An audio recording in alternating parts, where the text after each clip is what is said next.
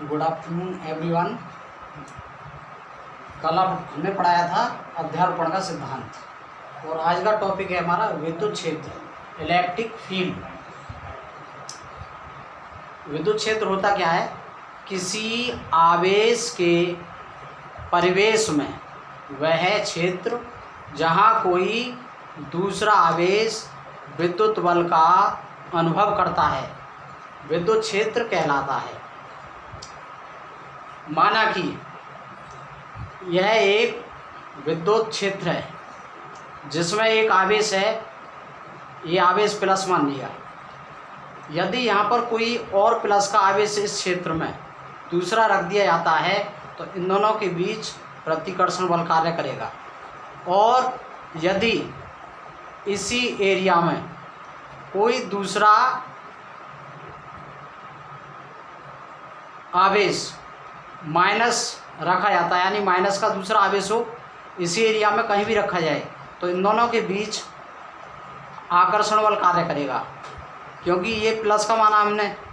और यदि इस एरिया से बाहर कोई भी आवेश या प्लस का या माइनस का कहीं भी अगर अलग रखा जाता है, यहाँ मान लिया, इधर रख दिया, तो इन दोनों के बीच कोई भी बल कार्य नहीं करेगा, क्योंकि यह विद्युत क्षेत्र है, विद्युत का एरिया। इतने ही एरिया में कोई भी आवेश, यानी ये आवेश है, इतने ही एरिया में कार्य करेगा। अब नेक्स्ट हेडिंग है हमारी विद्युत क्षेत्र रेखाएं, electric field lines. Electric field lines विद्युत क्षेत्र रेखाएं क्या होती हैं? वह काल्पनिक रेखाएं जो वास्तविक विद्युत क्षेत्र को प्रदर्शित करती हैं, विद्युत क्षेत्र रेखाएं कहलाती हैं।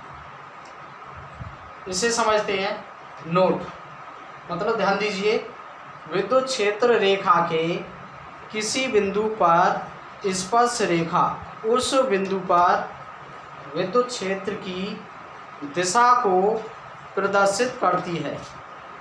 जैसे माना कि यह एक विद्युत क्षेत्र रेखा है, इसके किसी बिंदु पर, ये एक बिंदु ले लिया, 1 2 3 4 5, इस प्रकार ये बिंदु ले लिए। इसके किसी बिंदु पर, यानी विद्युत क्षेत्र रेखा के किसी बिंदु पर स्पर्श रेखा ये खींची हमने, स्पर्श रेखा उस बिंदु पर विद्युत क्षेत्र की दिशा को प्रदर्शित करती है, ये दिशा बताती है।